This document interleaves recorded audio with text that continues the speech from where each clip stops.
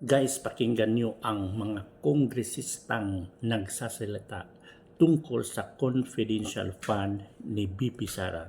Bakit wala bang confidential fund ang presidenteng Bangag? Di ba mayroon din? Samantalang ang flood control projects ay nakalimutan na nila. Inuuna nila itong confidential fund para mapabagsak nila si BP Sara. Kaya tingnan natin kung magtatagumpay kayo. Narito ang kanilang pahayag. Kalkulado yung timing ng announcement bago isa lang at lumangga yung impeachment complaint laban sa kanya sa Kongreso. So, siguro, tingin niya, matatakot niya, masisindak niya ang mga kongresista dahil patakbo siyang presidente.